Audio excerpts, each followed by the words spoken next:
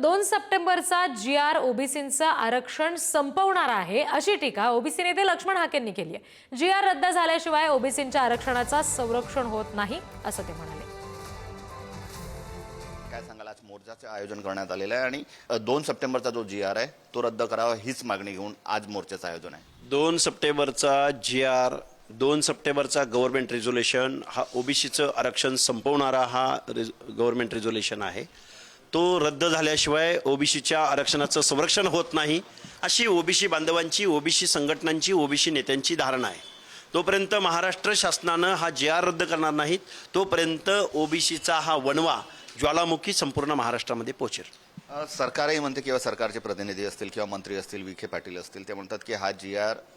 रद्द करणे किंवा त्यात बदल करणे सध्या तरी शक्य नाही। कोण आहेत हे विखे पाटील? मुळात विखे पाटीलची जी काही उपसमिती नेमली गेली तिचा संविधानिक अधिकार काय? आरक्षणाच्या बाबतीमध्ये खिलवाड करण्याचा अधिकार इथल्या स्टेट बॅकवर्ड कमिशन अथवा न्यायालयांना, न्याय व्यवस्थेला असतो। विखे पाटील हा कारखानदार, दारूचे कारखाने चालवणारा हा माणूस, या माणसाला काय सोशल जस्टिस माहिती आहे? आणि मुळात मला महाराष्ट्र शासनाच्या या निर्णयाची कीव करावीशी वाटते की विखेसारख्या माणसाला आरक्षणासंदर्भात निर्णय घेण्याच्या समितीचा अध्यक्ष बनवलं। या जी.आर.वरूनच 2 भाग पडले ओबीसीमध्ये देखील, ओबीसी नेत्यांमध्ये असतील किंवा संघटनांमध्ये। तुम्ही म्हणताय की नुकसान होणार आहे, काही म्हणतायत की नुकसान होणार नाही। कोण बोललं असं? 2 भाग पडायचा प्रश्न येतो कुठं? मी विदर्भाच्या भूमीमध्ये आहे।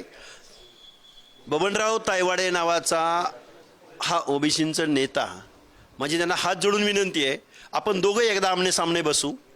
ते माझे गुरु आहेत, मी काही वाईट शब्दात बोलणार नाही।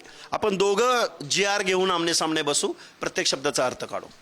आव्हान आहे माझं तायवाडे साहेबांना। खूप खूप धन्यवाद। कॅमेरामन मंगेश हस्तकसह जितेंद्र शिंगाडे, पुढारी न्यूज, नागपूर।